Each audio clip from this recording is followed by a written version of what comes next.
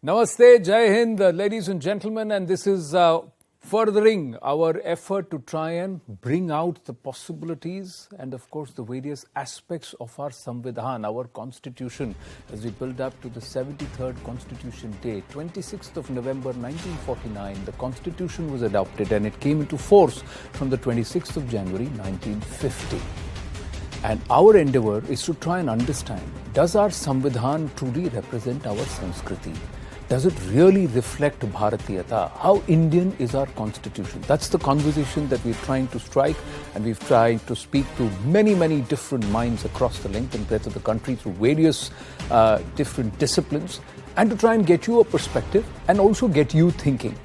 Before I introduce our guest, I just want to introduce to you, this is perhaps the most cherished gift that I could have got, and it is, I have to credit him, from our good friend and also part of our News 18 editorial team, and that is Brajesh Kumar Singh, and he's the one who's given this copy, and I am just marveled at the thought, the foresight of our forefathers and what our constitution represents. Do you see the lotus here?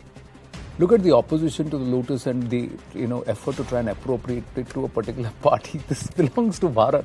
It's part of our constitution. It's enshrined there. I'm going to open this and I'm going to put this out here and say, see, this is the page. This is how beautiful it looks. This is the first.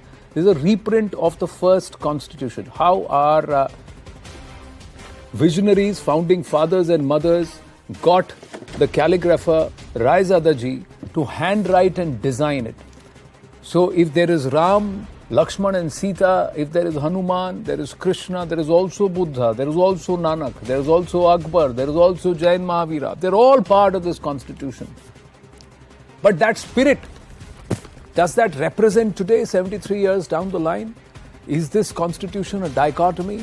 Has it been plagued by narratives and made a slave to political narratives, both by the executive and the judiciary? These are questions. And does this merit a thorough review and revisit 75 years down the line so that we can decide the way forward? Let's go across and ask our panelists. It's a beautiful, phenomenal panel, a very august panel. I myself am so happy that we've been able to get all these minds together on one platform. So the next 25, 27 odd minutes is all belongs to them. First up, R. Jagannathanji, the editorial director of Swarajya. He's been able to spare some time from his busy schedule. Jagannathanji, namaskaram. Thank you very, very much.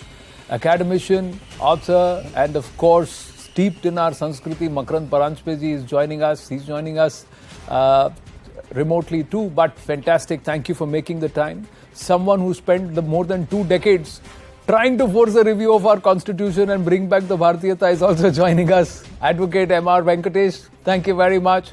I have Advocate Pratik Som, and of course author and our in-house consultant and analyst, and now what all, consulting editor also. Nalin Mehta is also a good friend, so I can take some liberties. But let's get into this conversation straight up. Jagannathanji, I want to start with you. How Bharatiya is the Bharatiya Samvidhan? Does this Samvidhan truly reflect and represent our Sanskriti? I don't think so. If you leave aside the drawings on the original copy of the Constitution and a stray reference to the ban on cow slaughter that was out of respect to Mahatma Gandhi, actually the soul of the Constitution is substantially Western. It has large parts taken from French Revolution slogans like equality, fraternity and all that stuff. And then it also has largely from European Constitution, it draws on European history and tries to apply it in the Indian context. Ji. The other thing is, it is also conceived in the wrong language. What do I mean by that? When you write a constitution in English and then use a word like religion and then translate it to dharma, there is a problem, as opposed to if you do the reverse. If you say this constitution is to protect dharma, then the meaning of it changes quite totally, because the concept of dharma is far different from just religion in the Indian context. So I think I would say that there is a substantial change in the way the original constitution was conceived and how it is actually implemented. I would say there are sins of omission and commission. When I say omission, basically I mean that it came in the context of partition, where I think a lot of minorities had to be reassured, but there was a general assumption that the majority could take care of itself, but that's not what happened. So I think... Ji, I can hear you. Please go ahead. So I'll take that and we'll connect back with Jagannathan ji in just a bit. But Makaran ji, before I bring in M.R. Venkatesh, we go to our guests outside the studio and then bring the conversation into the studio. Opening remarks, Makaran ji, dharyate iti dharma, jo dharan kare wo dharma, that which sustains is dharma. That's the concept. How can it become theology or religion? The first question. Dharmo rakshati rakshita, that means those who protect dharma, dharma protects them. That is again extending to code and duty. It's not theological at all. So do you agree, disagree with Jagannathan ji? Your thoughts? I want to go back to what Jaggi said. The first thing is that there is a big, I would say, contradiction between the visuals and the text of the Constitution. Ram, Lakshman, Buddha, Dharma, none of these appear in the Constitution. In fact, India has such a rich tradition of Dharma Shastras, but the word Dharma or even Dhamma does not occur in the Constitution.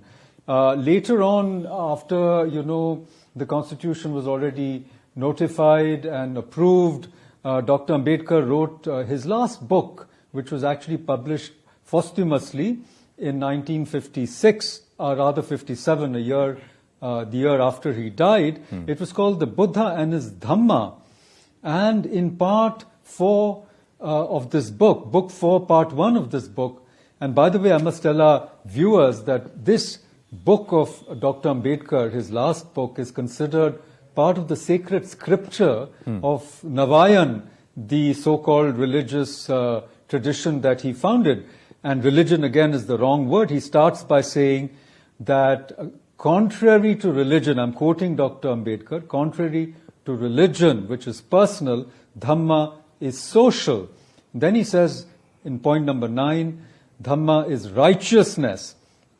And then point 11, he says, society cannot do without Dhamma. And then he says in paragraph 14, for Dhamma is nothing if it is not an instrument of government.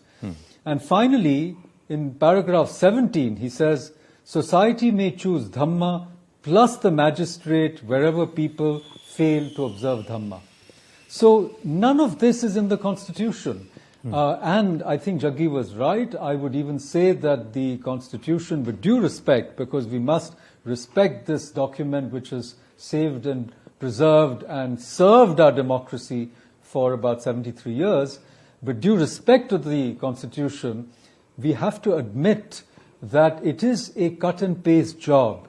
Much of it is verbatim almost from the Government of India Act of 1935, and then it's got snippets from the American Constitution, from the UK Constitution, from the French Constitution, even little bits from the Australian, South African. So it is a kind of mishmash of various constitutions, but the bulk of it is the Government of India Act. Now, I wanted to say a couple of things. We are not a bibliolatrous society. In other words, we do not worship books. We are a society where both dharma as well as adhyatma is a living flow. It's a dynamic flow. And therefore, to worship the Constitution, which is a man-made document, is not the right way. It's not the Sanatani way. And don't forget, it has been amended 105 times. Yes. If it was so perfect. And by the way, it is the longest constitution in the world. So when most people were illiterate at 1950, and even today, we have a large number of people, even despite our progress in literacy, this humongously bulky constitution amended 105 times is, to me, not just an embodiment of dual consciousness, as was said in your last program, but I would risk saying that there is a schizophrenic element to it, you see, because it says one thing and then it undermines or takes it away. If you look at the preamble, it's got these famous 4 pillars of the Indian Constitution. Everybody knows them by heart. justice, liberty, equality, fraternity. And what it gives with one hand, it is taking away with the other. So justice for one is usually at the expense of someone else through all these amendments.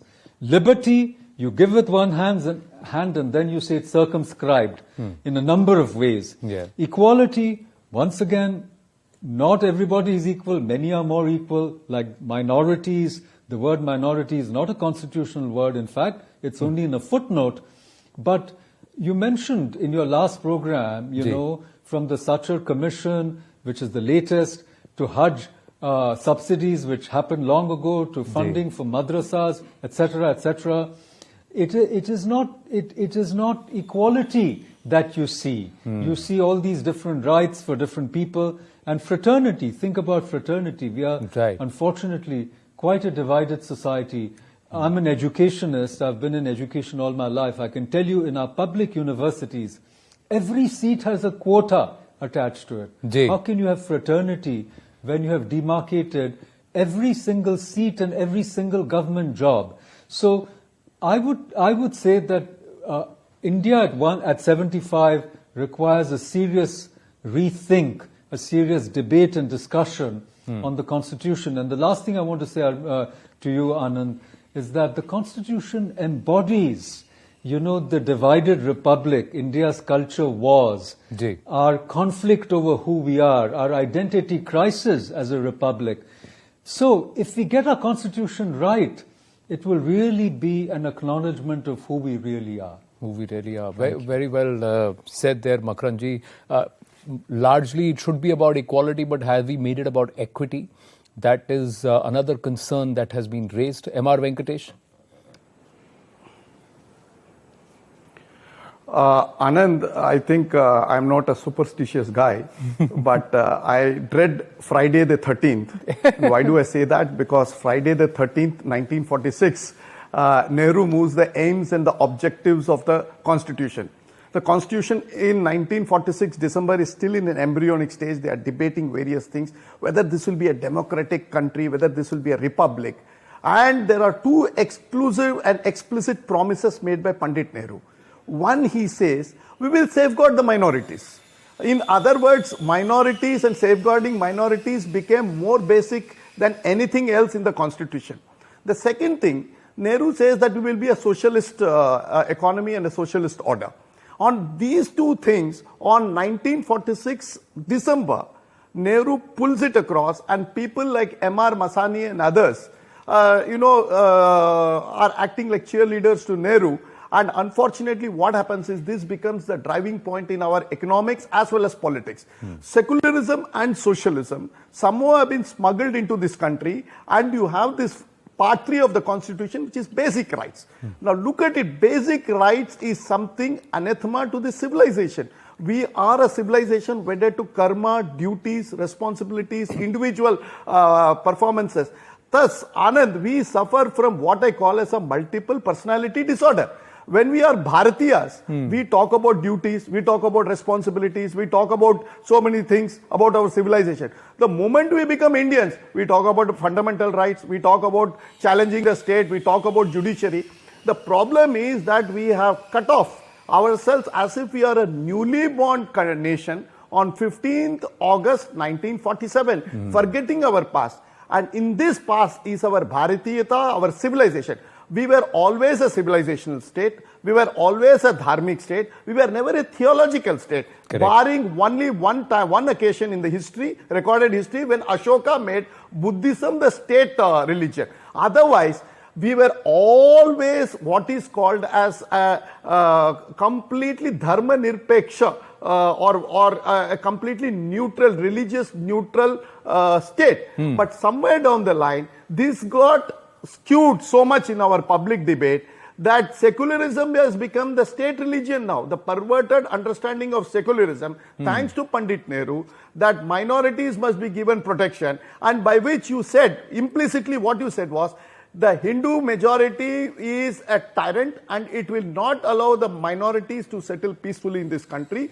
So they have to walk the extra mile through the state. So the state has been created primarily to protect the minorities. That is why you have these two articles, Article 29 and 30, which are at affront on the Hindu civilization. They challenges me and tells me that, look, you will not take care of your Muslim brothers, you will not take care of your Muslim sisters, and that is why this extra protection has been given in 29 and 30. And this, I think, is obnoxious. Now, coming to socialism, let me read one paragraph on 15th November 1948. And this is by no less than Ambedkar. He says, what would be the policy of the state?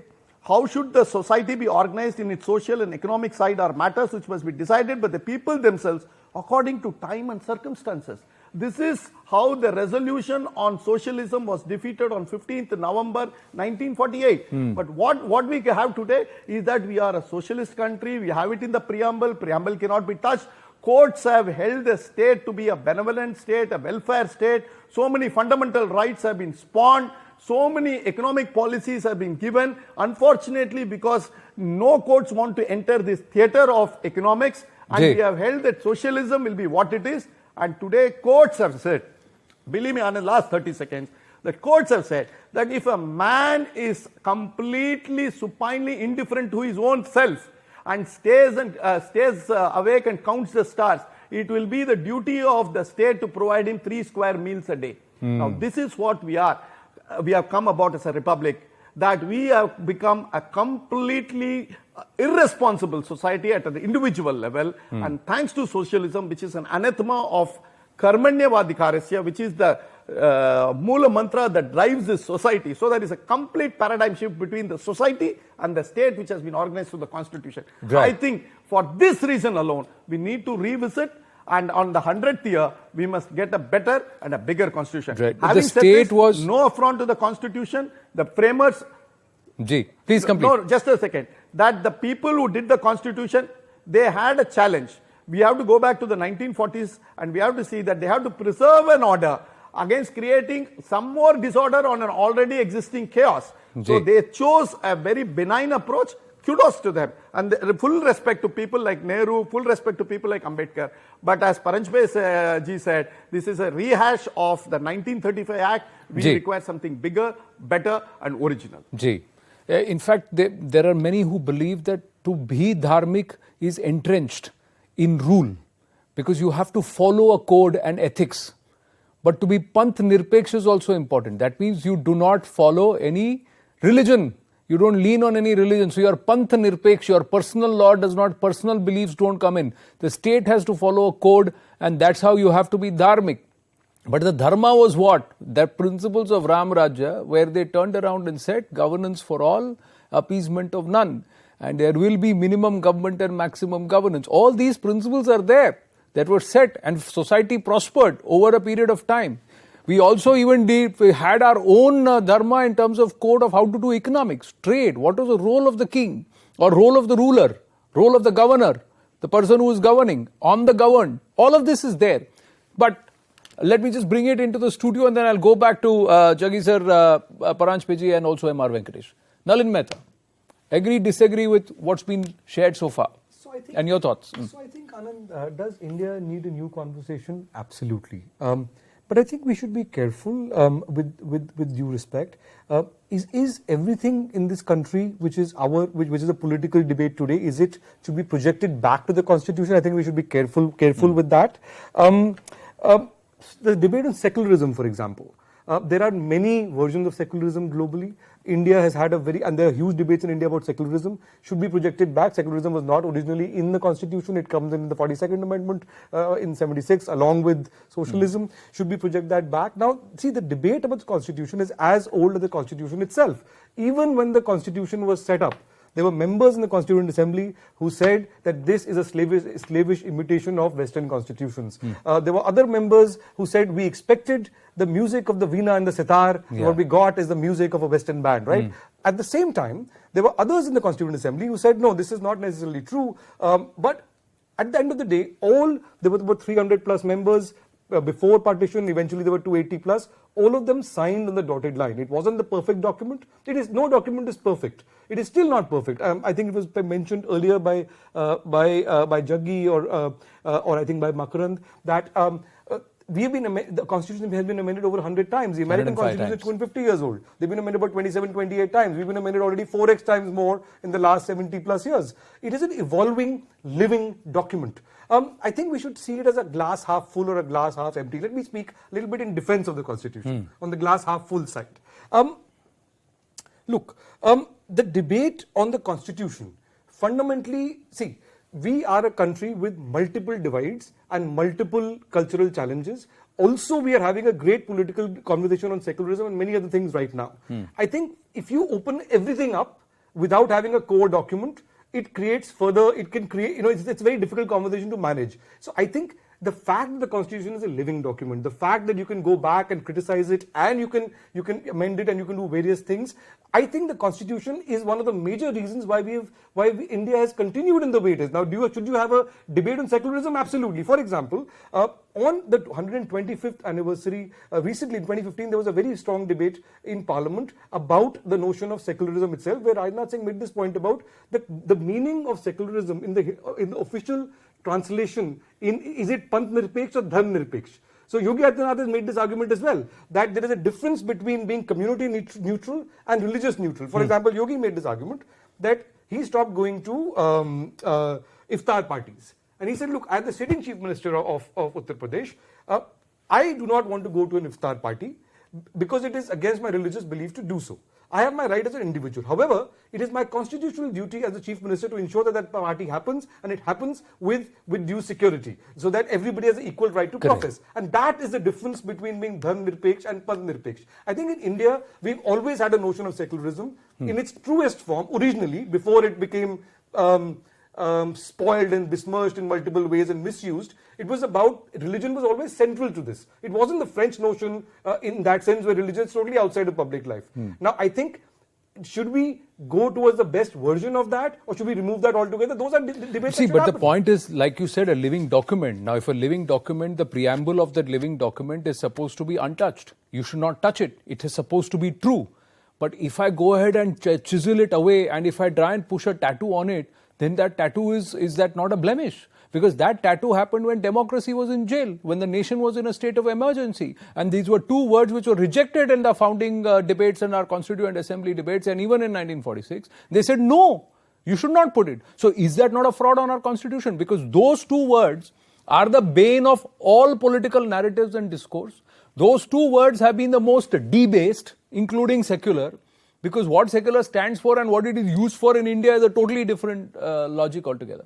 So, shouldn't it be reviewed? Why should we say, oh, don't touch it? Why? It didn't go with everybody's, the Constitution, the Supreme Court were not agreeing to it. Why aren't the courts turning around and saying, no, this is wrong, this is a fraud on the Constitution? See, they have an opinion on everything. They don't have an opinion on this. See, the essence of Constitution, when we read even the Article 1, the starting point, it says that India, that is Bharat. And one very important term, I would say, of Indian Constitution is secular, on which we all are discussing.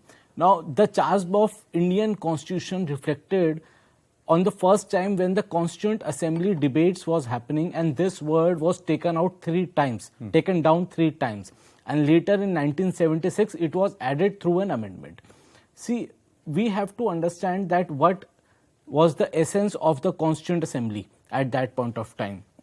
And Sardar Vallabhbhai Patel at that time submitted in his, during the Constituent Assembly debates, that a minority and secular, these two words cannot coexist. Now, what is to be understand that how the minority laws gave rise to different personal laws in India and how these differences cropped up, right? And the other point is that when this minority word came up, even in the footnotes of Constitution, minority was classified on 2 bases. One is the religion basis and another is the linguistic base. When we talk about the linguistic base, we also have Sanskrit as a minority, but do we have any kind of budget, any kind of scheme, any kind of commission promoting these kind of linguistic minorities? I'll show you 8th schedule. I'm just saying, sorry Pratik, since you mentioned it and I had mentioned it earlier in the day, the final page, when we come to page number 220 in the 8th schedule, the 14 languages that are listed, Sanskrit is number 11 and Kashmiri is number 6. Yes. What provision has been made for it? Yeah, Yes, go ahead. there is no linguistic provision to these minority languages or minority, which has been enshrined in our constitution. Right. Now, coming to the point that there is a difference that being a government can be secular, a person cannot be secular. And this has to be made clear. And I add to the point of Mr. Nalin Mehta that when a chief minister states that I will not go in the iftar party, that is his personal choice, and that is correct as far as constitutional provisions are concerned, because secular word only talks about the state, and when you are on the position of chief minister, you have to arrange the things wherein the state is only involved, that other rights of minorities are not hampered with. So we have to understand that what was the essence of the Constituent Assembly, why secular word was taken down 3 times, why later in 1976 through one amendment out of 105 amendments which we have hammered in our constitution, why this word has come up, and what Sardar Vallabhbhai Patel meant that minority and secular cannot coexist. Right.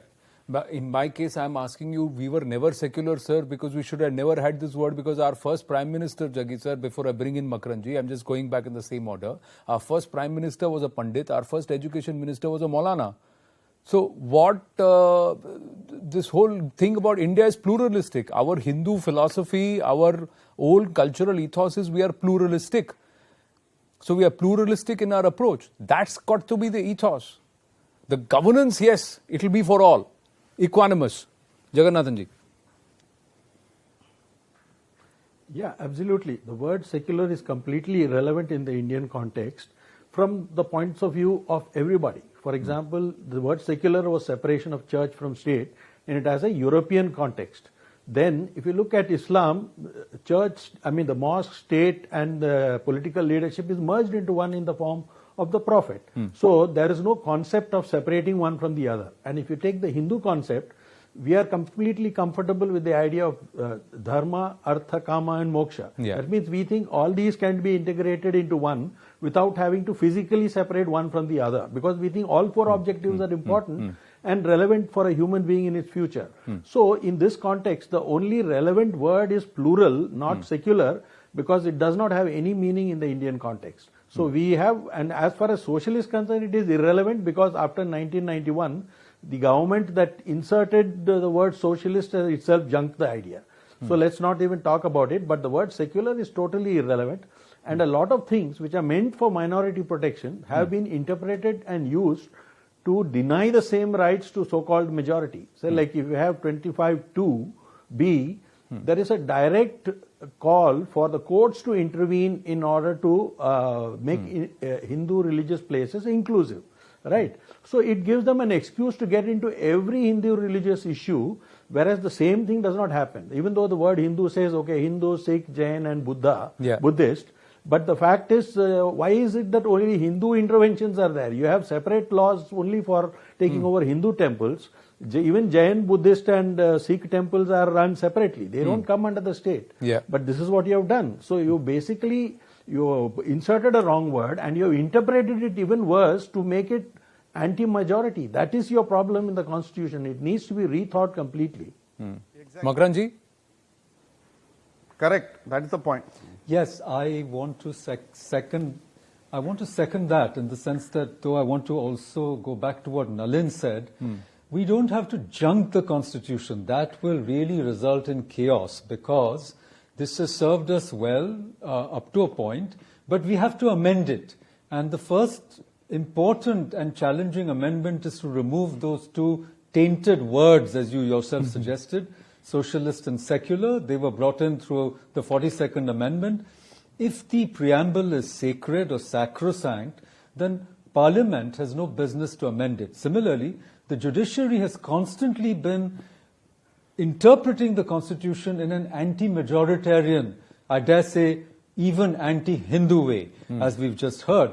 So we need to insert certain things into the Constitution through amendments. For example, we should, say that we are probably a dharmic society, nothing wrong in saying that, and have at the same time a uniform civil law, so that all religions are treated equally, not this minority-majority business. And let's not forget that at one level, the Constitution smacks of paternalism, which goes completely contrary to the spirit of Hind Swaraj of Gandhiji, where he said our ancient civilization was the best thing we had because it was dharmic and it was as good as mother's milk. But our paternalistic constitution seems to imply that the state with its coercive power will correct society at every step, which is not required. I think human beings, are able to take care of themselves, provided they do not violate other people's rights. So we need greater liberty, not less. We need less state interference. Praja, not Raja, should be supreme, And therefore, with certain kinds of amendments, we can right this balance which has swung, to the other side and treat citizens equally, not interfere. And even this whole minority mongering, whether it's religious or linguistic, should end because, you've come from Mumbai. The best colleges are hiding behind a minority status, saying, we are Sindhis, we are Gujaratis, this is a Marathi state. Because it's a madhouse we've created. If we lift all these restrictions and free our people and their creative energies, we are going to have an explosion of progress, which is what I think the Amrit Kal, the idea that the next 25 years are going to be really defining for this so-called Indian century. Then we have to remove these restrictions so that the energy, the creativity, and the ability of the people are removed, and the government and the judiciary and everybody else stop sitting on the backs of our people, see, who are flourishing, not because, but in spite of all these restrictions. And the Constitution, therefore, can be strategically and beneficially amended without being scrapped. By introducing Dhamma, uniform civil code, equality for all, the removal of these special privileges over and over again. 75 years we've done it. So we are not going to have, I hope for another 75 years, this distortion of the caste system whereby by birth you can enjoy eternal benefits which are state sanctioned because we don't know who we are till somebody stamps us and say, you're in the schedule, you're in this, you're in that. And it's also an incentive for conversion. Please don't forget. So let's address some of these issues in these next 25 years so that I think we can go back and I also agree that the Constituent Assembly debates are possibly more interesting, than the Constitution because all these matters that we are talking about today are already present in those debates. We have to go back to get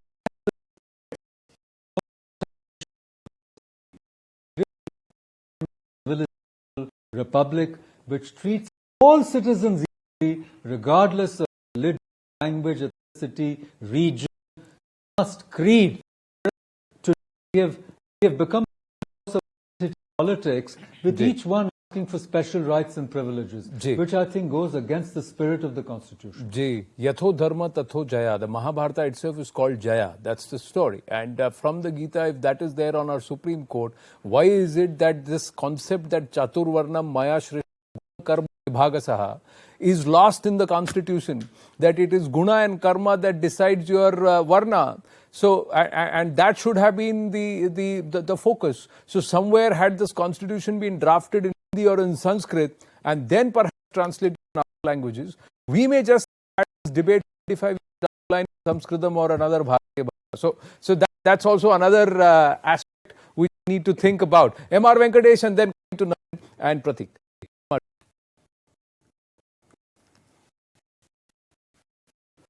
Narasimhan, I would suggest that let's not take a blind approach. I think a time has come. Everything comes with a shelf life, and the Constitution has served us well, but doesn't mean that we have to look beyond it.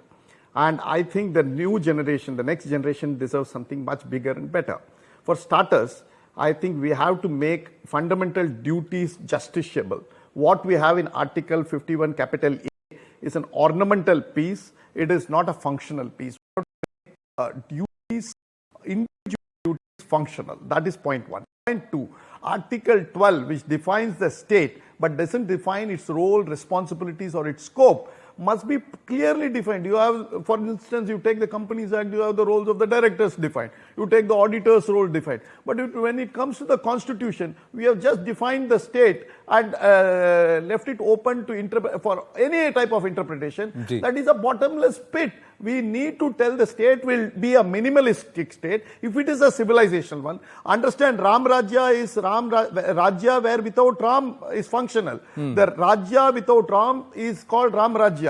It is not an interventionist state, it is a minimalistic state. So you will have to say the state will do these things positively, state will not do these things positively. So we have to be very clear about a negative list and a positive list. Unless we do these type of radical changes, we will be in this continuous state of drift. We will be fighting for the next 500 years about whom should be given reservation, whether the Jat is above a Brahmin or a Brahmin is above a Kshatriya or a Kshatriya is below a scheduled caste. This will be the type of debate we will be entering into. We should also be very clear that we need to have a very, very clear economic policy wherein the state will have certain role but will not enter certain business ticket or the commercial ticket. And this is what I would say, that the entire constitution has to be started to think about it de novo. As you said, we have to start writing the constitution in probably a vernacular language, a Hindi or Bengali or Tamil or whatever.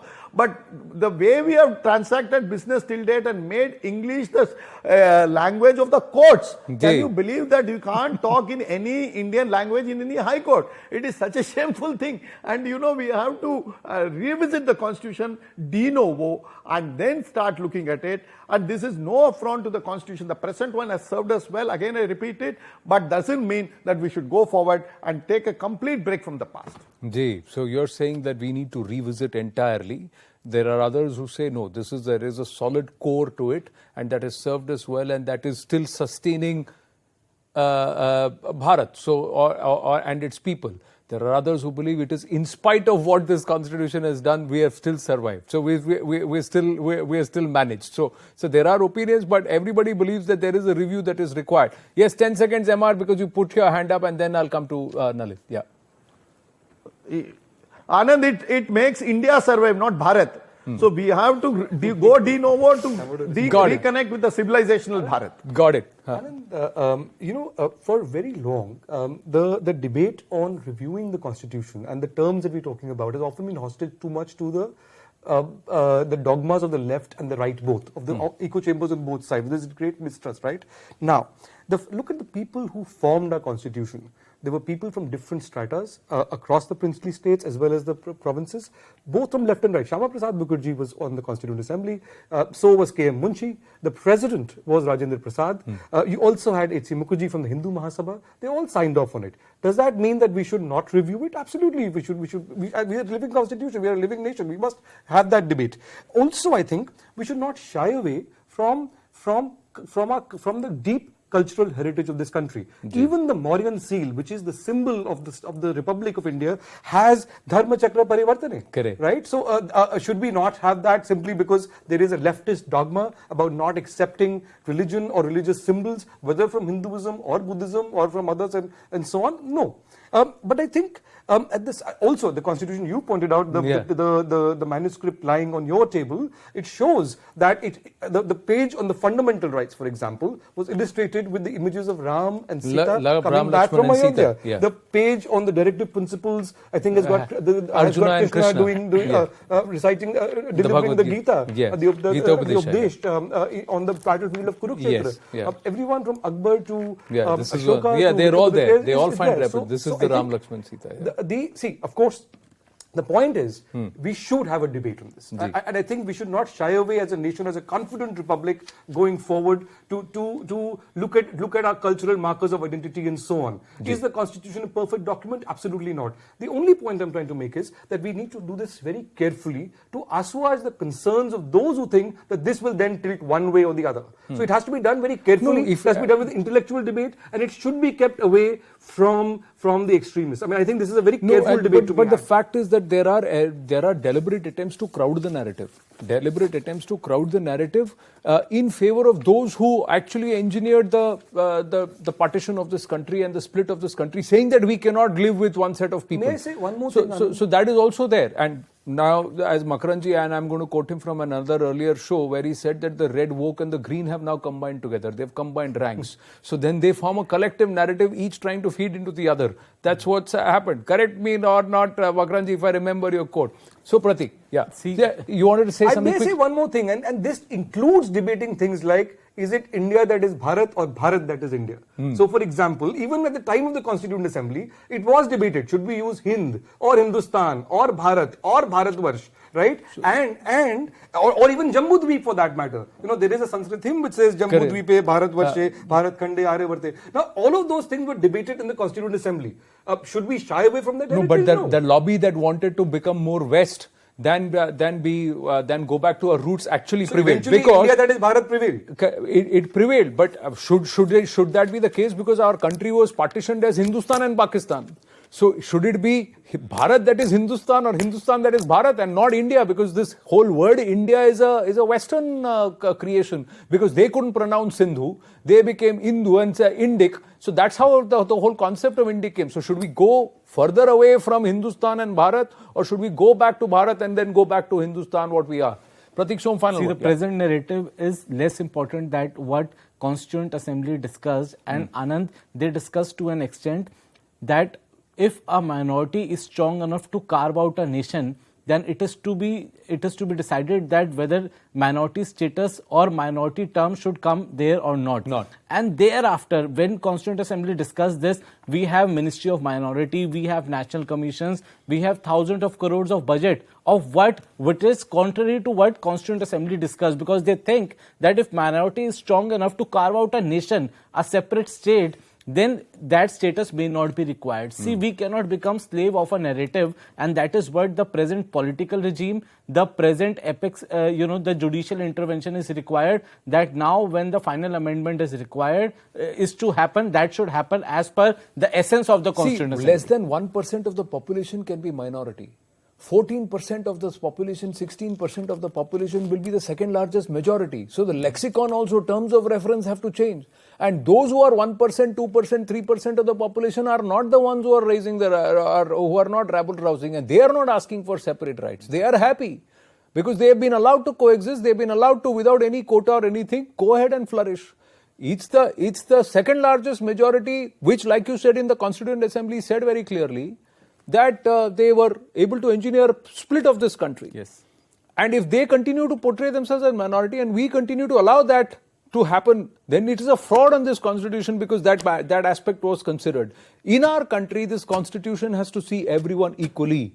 It's got to be equality, not equity. Somewhere we seem to be floundering on that narrative. I'm way over time, but Makaranji, since you put your hand up, yes please. Sir, but 1 minute, and you have to wind up in 1 minute. Absolutely. By the way, equity, which means justice, is also important. Justice for all and equality for all are not contrary. But I just wanted to say one thing. It seems very tempting to say, oh, scrap it and do it all over again. But I don't think as a society or as a polity, we are in a position to do so. So I'm for incremental changes, amendments with consensus and debate.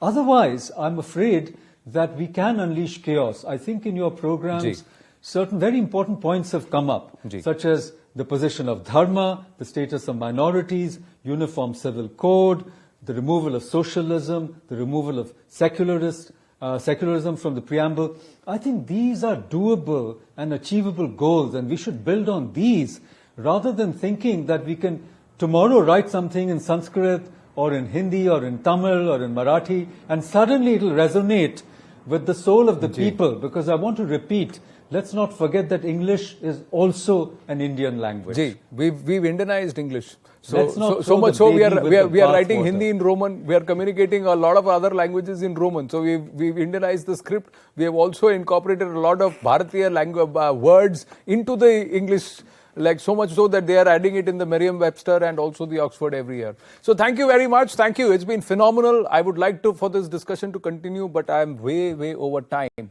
So gentlemen, namaste, Jai Hind. Thank you very, very much for joining us on this Constitution Day series.